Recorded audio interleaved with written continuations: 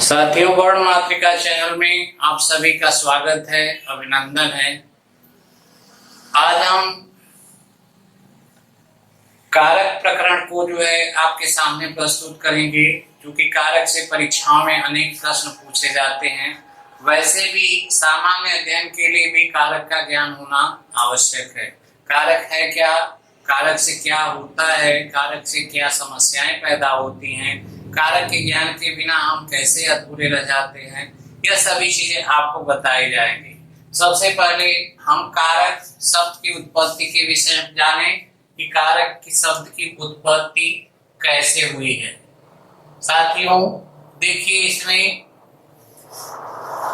शब्द जो है, शब्दों का यदि वह किया जाए तो एक को है, आ की मात्रा है, र है, फिर अ है, क है, फिर अ है, तो इस तरह कारक बना है। लेकिन मूल रूप से यदि हम पढ़ें, व्याकरण की दृष्टि से पढ़ें, तो कारक शब्द में क्री धातु है। साथियों कौन धातु है? क्री धातु है। धातु का अर्थ क्रिया होता है, तो यहाँ क्री धातु है जिसका अर्थ होता है करना। क्री का अर्थ होता है करना, ठीक है। और इसमें प्रत्यय लगा है डबुल, यह प्रत्यय लगा हुआ है। डबुल प्रत्यय लगा देने से जो है, या प्रत्यय के लग जाने से जो है कारक की उत्पत्ति होती है। अब लवण प्रत्यय में क्या लगता है कि इसका ल का जो है हम र को छोड़ देते हैं और ल को छोड़ देते हैं, बचता क्या है कि यह बच जाता है वो, ठीक है। यह वो शब्द बचता है, ठीक है। अब वो का में क्या होता है कि एक सूत्र होता है साथियों, योर नाको। क्या होता है? यू बोर नाको। साथियों एक सूत्र है पाणिनि का जो है, योर नाको। यह सूत्र जब हम लगाते हैं तो इस वो का जो है, इस वो से जो है अक आदेश होता है। क्या होता है? अक आदेश हो जाता है। जब हम वो शब्द में योर नाको सूत्र लगाते हैं तो यह अक प्रत्यय हो जाता है। अब देखिए, या अक आदेश हो जाता है। ऐसी स्थिति में अब देखिए कि कारक कैसे बनता है कि क शब्द है, इसमें जो पद लगा है री, देख रहे हैं क्री धातु है, इसलिए इसमें री लगा हुआ है। और री के लगने के बाद देखिए क्री बन गया। अब प्रत्यय अक जोड़ दीजिए तो री का जो है यह अर होता है, और उसके बाद क्या लगता है? अक। पहले देखिए यह क है, क लग गया, री से जो है यह कार हो जाता है, यानी इसको जब हम लगा देते हैं तो यह कार हो जाता है। और फिर अक प्रत्यय लगा देते हैं, अक प्रत्यय का यह क लग जाता है तो यह कारक हो जाता है। साथियों यह ध्यान देने की चीज है। हमने बहुत जगह पढ़ा, लेकिन कुछ ऐसा नहीं मिला कि हम कारक को जान सके। इसलिए मैं इस बिंदु पर प्रकाश डाला कि कारक शब्द की व्युत्पत्ति कैसे हुई। तो क हो गया, ठीक है, क हो गया, फिर यह आर हो गया, री का आर हो गया, कार हो गया। इसके बाद यह अक लगा दिए तो कारक हो गया। साथियों अब इसके बाद कारक की परिभाषा किसने दी है, कारक किसे कहते हैं, कारक के बिना किसकी का क्या अधूरा रह जाता है, यह हम जाने। जैसे देखिए, शरीर की सुंदरता के लिए कपड़ों की आवश्यकता होती है, आभूषणों की आवश्यकता होती है, सज्जा की आवश्यकता होती है। यदि हम कपड़े न पहने तो शरीर हमारा अधूरा रहता है। यदि स्त्रियां आभूषण नहीं पहनती हैं तो उनकी सुंदरता कम हो जाती है। ठीक व्याकरण में कारक का महत्व है। कारक के बिना, जैसे शरीर के सभी अंग देखिए, यदि हाथ नहीं है हम क्रिया नहीं कर सकते हैं, कोई ठीक है, आंख नहीं है तो हम देख नहीं सकते हैं, पैर नहीं है तो चल नहीं सकते हैं। तो शरीर के जितने भी अंग हैं वह हमारे शरीर के संचालन के लिए आवश्यक होते हैं। उसी तरह भाषाओं में, चाहे संस्कृत भाषा हो चाहे हिंदी भाषा हो, उसमें कारक का महत्व होता है। कारक के बिना किसी वाक्यांश की किसी सार्थक शब्द की या वाक्य की रचना नहीं की जा सकती है। तो साथियों, कारक का ज्ञान हमें आवश्यक है। यदि हम यह कह दें कि राम को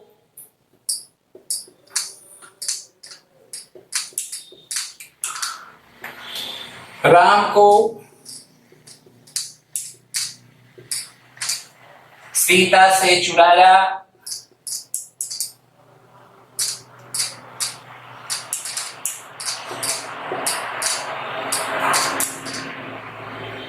रावण ने, तो इस वाक्य का देखिए कारक के चिन्हों का प्रयोग तो साथियों हुआ है, लेकिन इनका क्रम कोई ठीक नहीं है। ठीक ना, इनका कोई भी क्रम सही नहीं है। जैसे देखिए यहाँ राम को कर्म कारक हो गया, सीता से लग गया, तो यहाँ जो है करण कारक हो गया, रावण ने लग गया तो कर्ता हो गया। तो जब हम इसके व्युत्क्रम को देखते हैं तो कोई अर्थ नहीं निकलता है। लेकिन यही कह दिया जाए, राम की पत्नी सीता को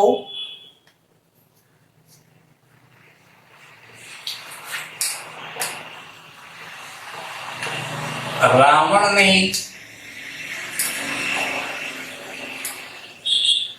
चुराया।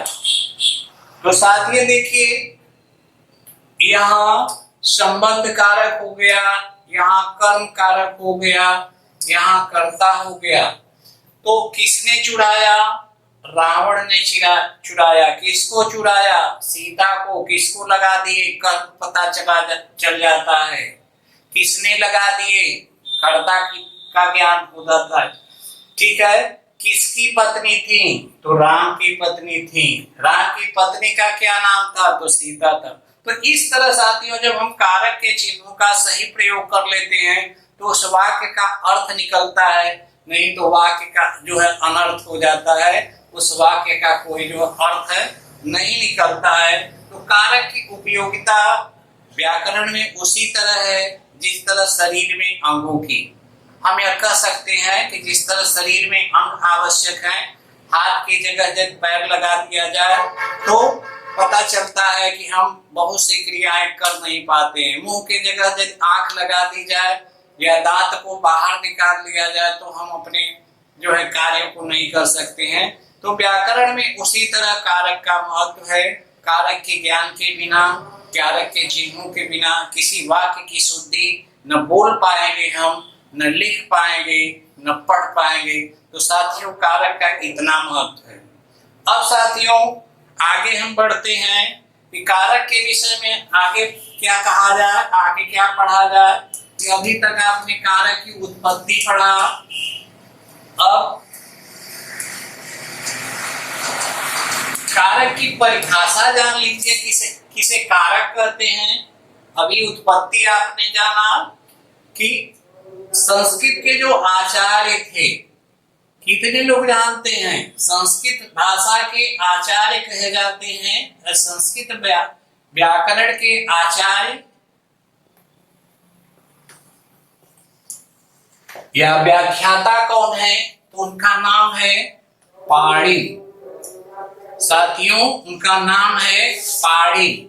उनकी पुस्तक है अष्टाध्यायी।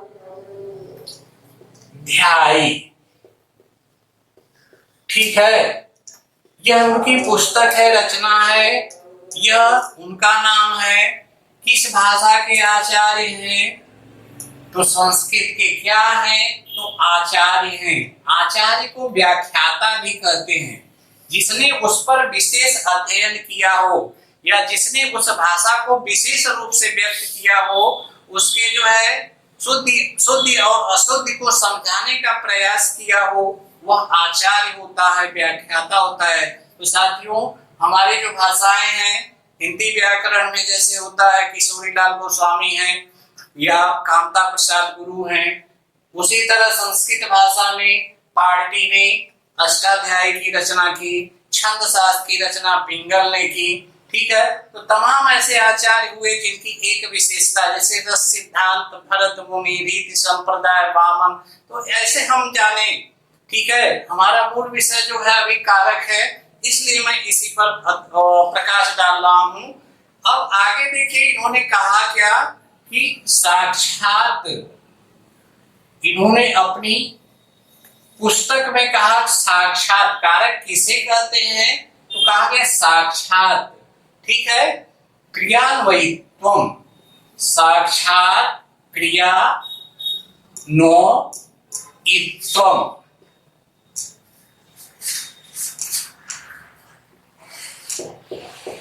कारकत्वम। साथियों, क्या कहा इन्होंने कि साक्षात, साक्षात का मतलब हो गया कि यह आमने सामने देख रहे हैं, जो है आमने सामने जब होता है तो उसे हम कहते हैं साक्षात। क्या करता है, क्रिया करता है। क्रिया माने कार्य, क्रिया का अर्थ कार्य होता है, संस्कृत में इसे धातु कहते हैं। तो जिसका जो है, जिस पद का, जिस शब्द का क्रिया के साथ साक्षात संबंध होता है, ठीक है, या क्रिया से साक्षात संबंध रखने वाले विभक्ति युक्त, द्वैत्व माने विभक्ति युक्त पदों को, विभक्ति युक्त वाक्यों को, शब्दों को हम क्या कहते हैं, कारकत्वम, कारक कहते हैं। ठीक है, कि जिसका साक्षात संबंध हो, किससे संबंध हो, तो क्रिया से हो। ठीक है, न संज्ञा से। संज्ञा से जब संबंध होगा तो जैसे देखिए षष्ठी विभक्ति को हम कारक क्यों नहीं मानते हैं, तो उसमें संज्ञा का संबंध होता है, न कि क्रिया का। इसी तरह संबोधन में जो है संबंध जो होता है वह जो है संज्ञा का होता है, सर्वनाम का होता है, विशेषण का होता है, इसलिए उसे कारक जो है हमारे आचार्य ने नहीं माना है। तो इस तरह देखिए कि क्रिया से जिसका साक्षात संबंध हो या क्रिया जिस पर आधारित हो, उसको जो है हम क्या कहते हैं, कारक कहते हैं। ठीक है, तो साथियों हिंदी में देखिए इनकी संख्या कितनी होती है, कि हिंदी में कारकों की संख्या मानी तो गई है 8। यदि परीक्षा में पूछा जाए कि हिंदी में कितने कारक होते हैं, तो यह 8 होता है। लेकिन जब हम उसका अध्ययन करते हैं, उसके विषय में जब जानते हैं, ठीक है, तो इनकी संख्या जो है 6 हो जाती है। संस्कृत में भी यही कहा गया है कि संस्कृत में कारक कितने होते हैं, तो यह 6 ही माने हैं। ठीक है, लेकिन जो विभक्तियां होती हैं साथियों, जो विभक्ति होती है, ठीक है, उसकी संख्या कितनी है, 7 होती है। जैसे प्रथमा विभक्ति है, प्रथमा द्वितीया तृतीया चतुर्थी पंचमी षष्ठी सप्तमी, प्रथमा द्वितीया तृतीया चतुर्थी पंचमी षष्ठी सप्तमी। तो यह जो है 7 विभक्तियां होती है साथियों। हम इसे आराम से याद कर सकते हैं कि प्रथमा द्वितीया तृतीया चतुर्थी पंचमी षष्ठी सप्तमी। मेरे साथ आप लोग बोलिए कि प्रथमा द्वितीया तृतीया चतुर्थी पंचमी षष्ठी सप्तमी। तो यह 7 विभक्तियां होती हैं। और कर्ता कितने हो जाते हैं, तो कहा गया कि कर्ता कर्म करण संप्रदान अपादान संबंध अधिकरण, कर्ता कर्म करण संप्रदान अपादान संबंध अधिकरण। तो यह जो है हमारे जो 8 कारक हैं, यानी एक अंतिम जो है संबोधन, इनको मिलाकर के 8 कारक हो जाते हैं। साथियों, अब इसके आगे जो है आपको और बताया जाए कि कारक का एक प्रारूप तैयार कर दें जिससे आपको सरलता हो जाए। तो साथियों आइए अब हम विभक्तियों को भी जान लें एक परिशिष्ट में, और कारक को भी जान लें, कारक के चिन्ह क्या होते हैं उनको भी समझ लें। ठीक है, इसके बाद जो है जो समय बचेगा, क्योंकि वीडियो बहुत लंबा हो जाने पर भी आप लोग उसे पसंद नहीं करते हैं, तो आज के जो है प्रकरण में कारक के अंतर्गत विभक्ति क्या है और उसे जो हिंदी में क्या कहते हैं, कारक, उनके चिन्ह क्या होते हैं ये बता दें। जैसे देखिए साथियों, प्रथमा विभक्ति है, सबसे पहले जो आती है उसे हम प्रथमा विभक्ति कहते हैं। इसका चिन्ह जैसे पुल्लिंग में होता है अ, औ, आ। ठीक है, संज्ञा प्रकरण में हम जब चलते हैं, विभक्तियों का प्रयोग करते हैं, तो यह पुल्लिंग हो जाता है। पुल्लिंग में जो है अ, औ, आ हो जाता है। जब हम स्त्रीलिंग में, चूंकि शब्द रूप आपको पिछले वीडियो में बताए जा चुके हैं कि आकारांत का क्या रूप होता है, तो जैसे होता है आ, ए, आ। ठीक है, तो यह स्त्रीलिंग में हो जाता है। ठीक है, इसे जो है कारक जो कहते हैं, हिंदी में जब कहते हैं हम, तो इस कारक का नाम होता है कर्ता कारक। ठीक है, और इसकी चिन्ह जो होता है वह ने होता है। ठीक है, अब देखिए आपको सरलता हो जाएगी कि प्रथमा विभक्ति को हम क्या कहते हैं, हिंदी में कर्ता कारक कहते हैं। इसका हिंदी में चिन्ह कर्ता कारक का क्या होता है, जैसे ने होता है। ठीक है, संस्कृत में जो इसके चिन्ह होते हैं संज्ञा, सर्वनाम और विशेषण में, चलिए देखिए अ है, औ है, आ है, यह चिन्ह को लगा देते हैं तो हमारा जो है ने चिन्ह, हिंदी में ने चिन्ह प्रदर्शित होता है। जैसे यहाँ होता है बालकः, बालकौ, बालका, या बालिका, बालिके, बालिका। तो साथियों इस तरह ने का चिन्ह जो है इस संस्कृत के जो है वाक्यों में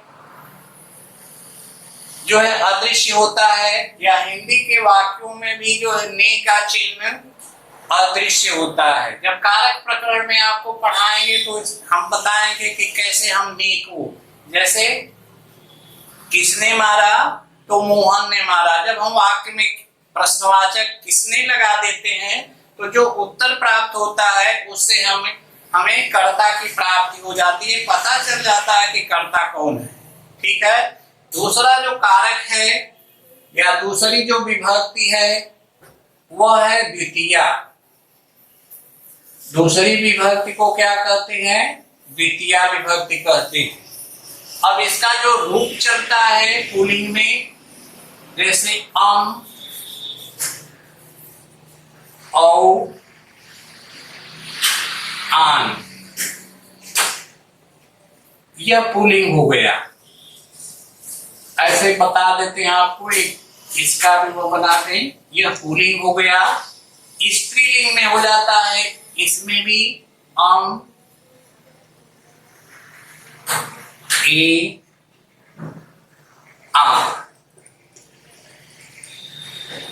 ये स्त्रीलिंग में हो जाता है। इसे कहते हैं कर्म कारक। हिंदी में इसका नाम होता है कर्म, और इसका जो चिन्ह होता है वह होता है को। साथियों देखिए, कर्म क्या है, जो हमारे कार्य को कार्य करने में जिसका जो है कहीं न कहीं सहायता हो, कार्य करने के लिए वह आवश्यक हो। जैसे मोहन पुस्तक से पढ़ता है, ठीक है, तो यहाँ से तो लगा है, लेकिन पुस्तक नहीं होती तो हो सकता है वह न पढ़े।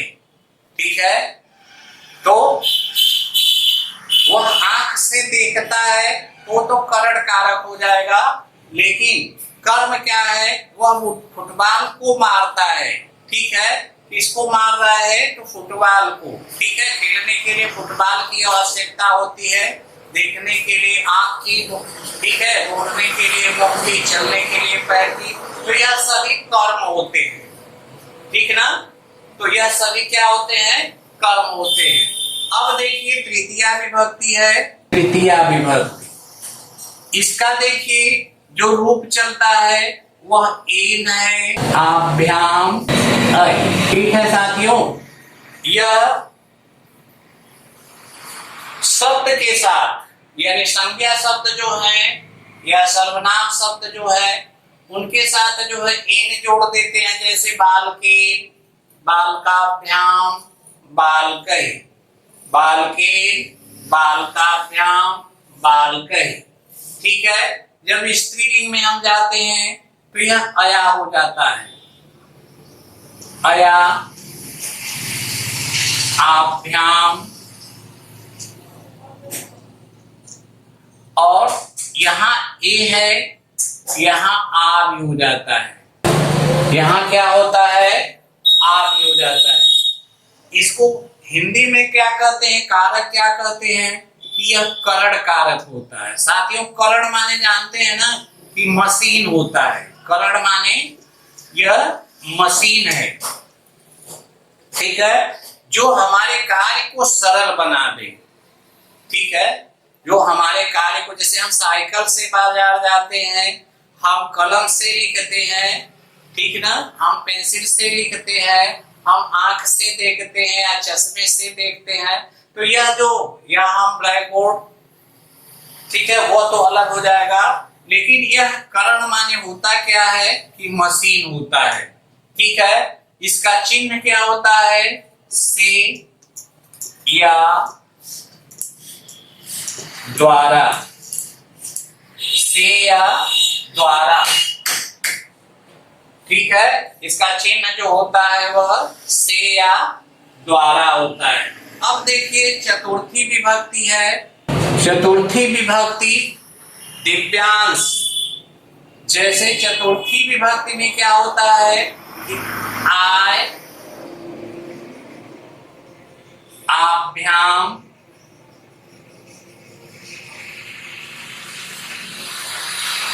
एभ्य।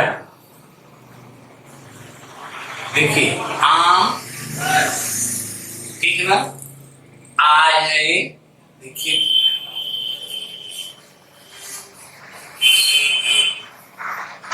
आय, आभ्याम, एभ्य। इसमें होता है आय,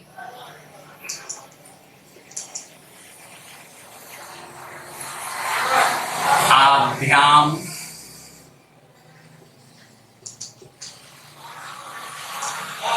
आभ्य।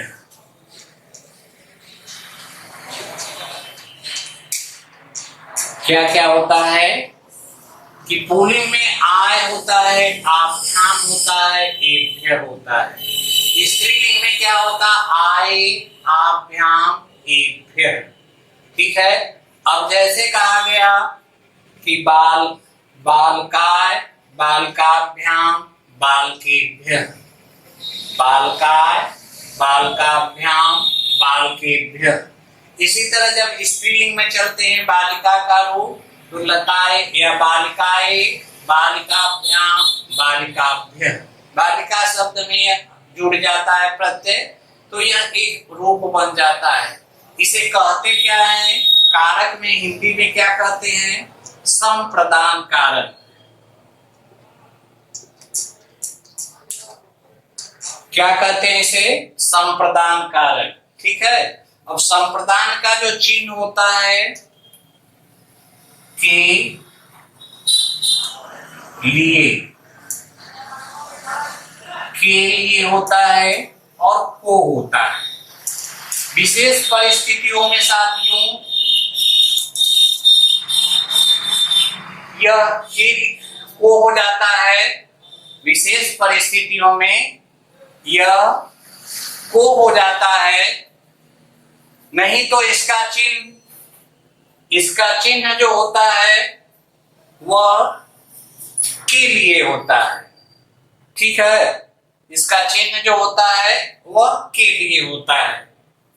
अब जैसे देखिए वाक्य बना दिया जाए कि मोहन पुस्तक के लिए बाजार जाता है। ठीक है, किसके लिए जा रहा है तो हमें पता चल जाएगा कि पुस्तक के लिए जा रहा है। वह पानी के लिए नल पर जाता है तो पानी के लिए जा रहा है, इसलिए पानी शब्द में के बाद जो है के लिए का प्रयोग है, इसलिए यहाँ पानी शब्द में कौन कारक है, संप्रदान कारक है। इसका जो चिन्ह बताया गया है से द्वारा, वह पुस्तक से लिखता है या कलम से लिखता है, तो यह सहायक होता है। अब देखिए अगला जो विभक्ति जो है वह पंचमी है। अगली विभक्ति जो है वह पंचमी है। इसका जो चिन्ह होता है साथियों, यह आत, आभ्याम,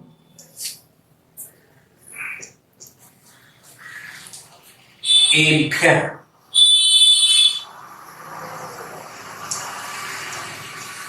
आत, आभ्याम और एभ्य। जब हम स्त्रीलिंग में जाते हैं यही, तो यह आया हो जाता है। आया, आभ्याम,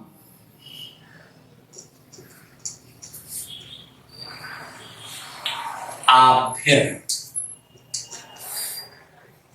आभ्य। ठीक है, अब जैसे बालक का रूप है तो बालकात, बालकाभ्याम, बालकेभ्यः, या बालिका का है कि बालिकाया, बालिकाभ्याम, बालिकाभ्यः। इसे कहते क्या है हिंदी में, अपादान कारक। अपादान कारक। इसका जो चिन्ह होता है हिंदी में से, अलग,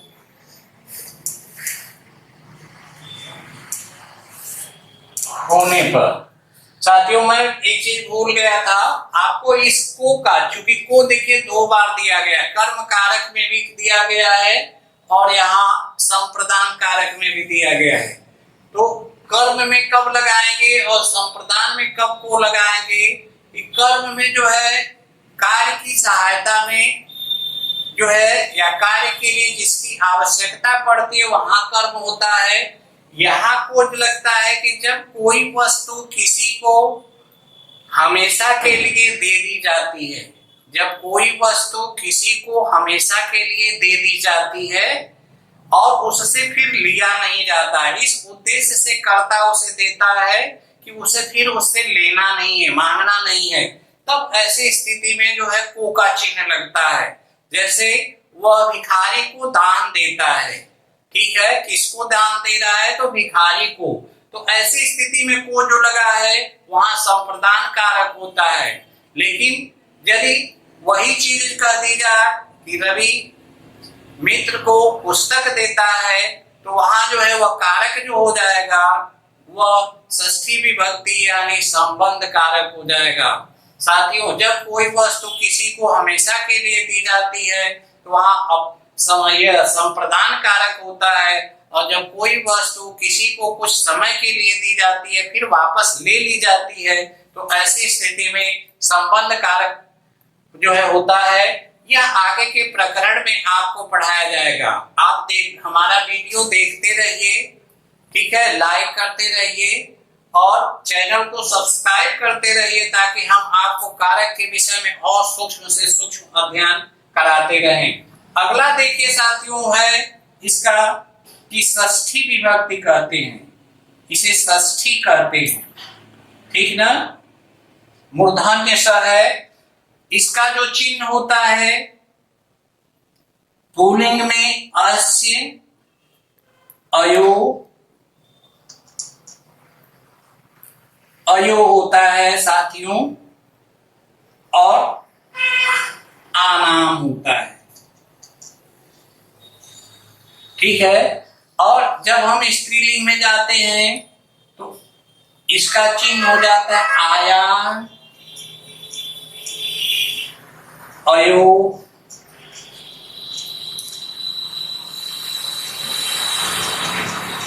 आनाम।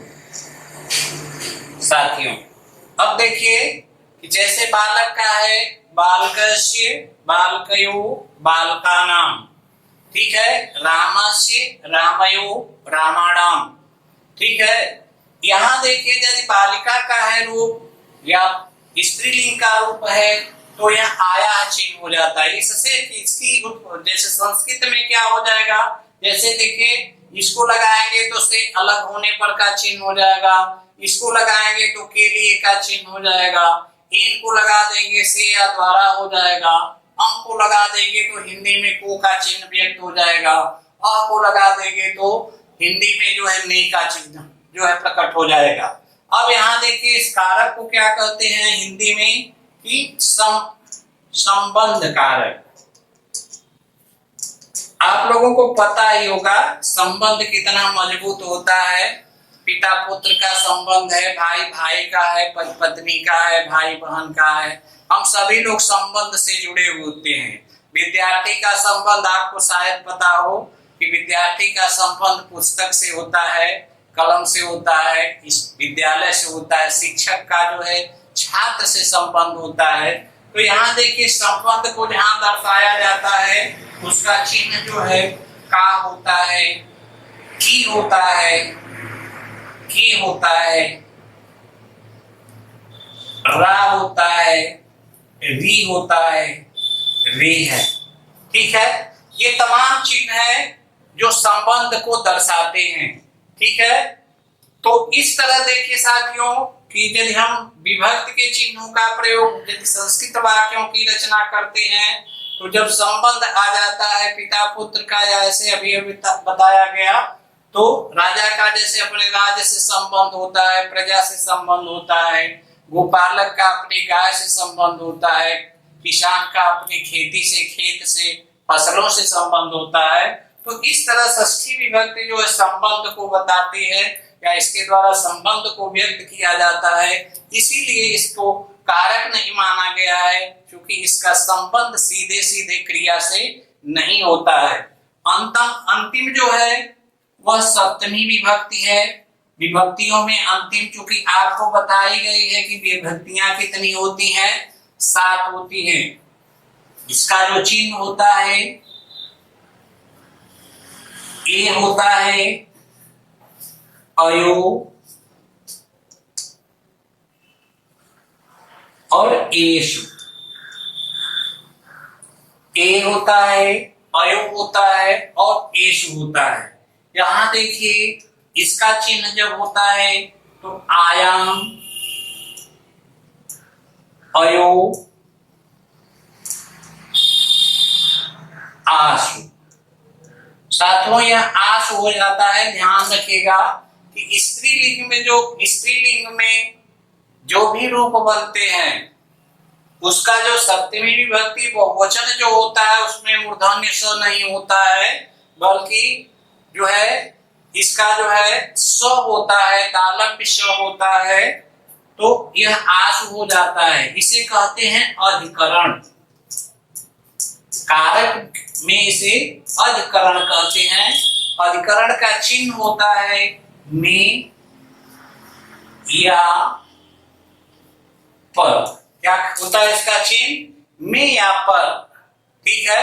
आप कहेंगे कि में कैसे होता है, तो साथियों जब हम किसी के नीचे रहते हैं, जैसे हम छत के नीचे रहते हैं या किसी जो है कमरे के नीचे रहते हैं या आकाश के नीचे या पेड़ के नीचे रहते हैं तब में लगता है। या कोई ऐसा क्षेत्र जो चारों ओर से प्रतिबंधित हो उसके अंदर जब हम जाते हैं तो में हो जाता है। और जब हम उसके ऊपर होते हैं, जैसे छत के ऊपर हो जाते हैं, ठीक है, या पेड़ के ऊपर हो जाते हैं या सीढ़ी के ऊपर हो जाते हैं, तब यह पर लगता है। तो इस तरह साथियों यह जो है सप्तमी विभक्ति यानी 7 विभक्तियां होती हैं।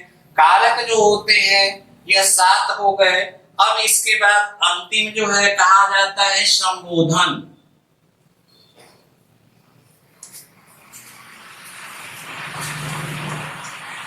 ठीक है, यह प्राय प्रथमा विभक्ति होता है।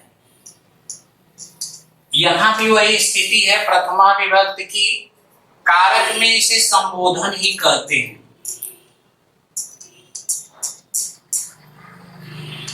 कारक में संबोधन ही कहते हैं। इसमें जो चिन्ह होता है वह संज्ञा या सर्वनाम के साथ हे जुड़ जाता है, हे, अरे और भो।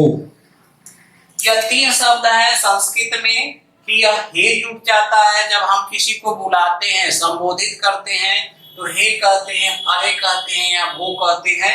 तो यहाँ भी यह प्रथमा विभक्ति हे के साथ लगता है, यहाँ भी हे के साथ लगता है, तीनों में यह हे के साथ लगता है।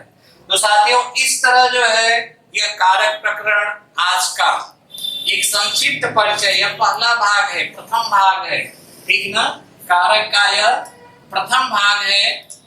अब इसमें हमको जब विस्तृत हम अध्ययन कराते हैं तो हमें एक एक कारक को पढ़ाने के लिए एक एक दिन का वीडियो चाहिए, 1 घंटे का वीडियो चाहिए, तब जाकर के यह कंप्लीट होगा। लेकिन परीक्षा की दृष्टि से आपसे प्रश्न पूछा जाता है कि कर्ता कारक का चिन्ह क्या होता है या कर्ता कारक को की विभक्ति क्या होती है, तो आप प्रथमा विभक्ति बता देते हैं। इसी तरह द्वितीय विभक्ति को हिंदी में क्या कहते हैं, तो कर्म कारक कहते हैं। इसका चिन्ह क्या होता है, को होता है। परीक्षा की दृष्टि से इसको याद करिए। फिर देखिए तृतीय विभक्ति को हिंदी में क्या कहते हैं, तो करण कारक कहते हैं। इसका चिन्ह से या द्वारा होता है, ठीक है। एक प्रश्न यह भी उठता है कि जिसकी सहायता से कर्ता अपने कार्य को सरल बना लेता उसमें कौन सा कारक होगा, तो करण होगा। इसका एक प्रश्न यह है कि कर्ता जिस कार्य के लिए या जिसके निमित्त या जिस विधि से कार्य करता है वह कर्म होता है।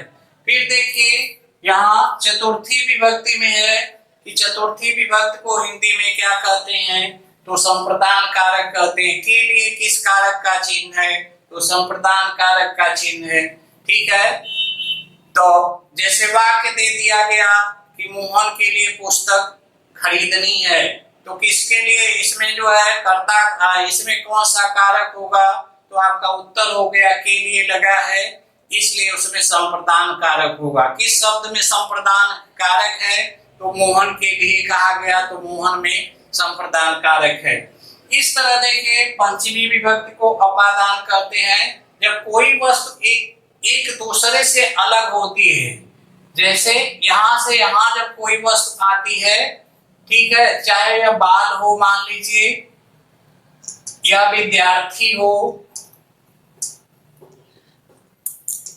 या किसान हो, ठीक है। मान ले विद्यार्थी है या स्कूल जाता है,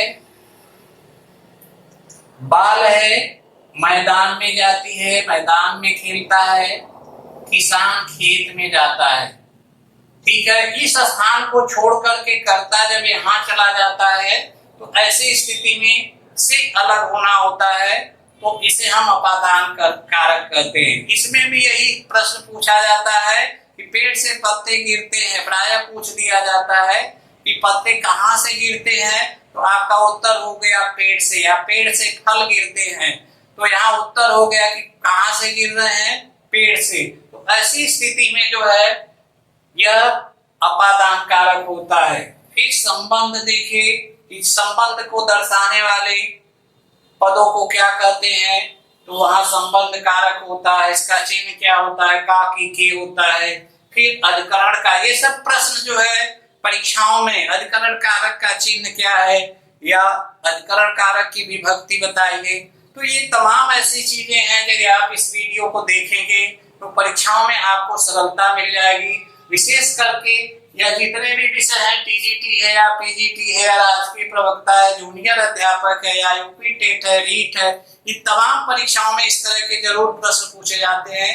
तो साथियों, इस उद्देश्य से मैंने आपके लिए यह वीडियो बनाया है। यह वीडियो मेरा पसंद आए तो आप इसे जो है लाइक करिए, मेरे चैनल को सब्सक्राइब करिए और अधिक से अधिक आप शेयर करिए। ठीक है, तो इसी के साथ आज की कक्षा समाप्त होती है। साथियों, धन्यवाद।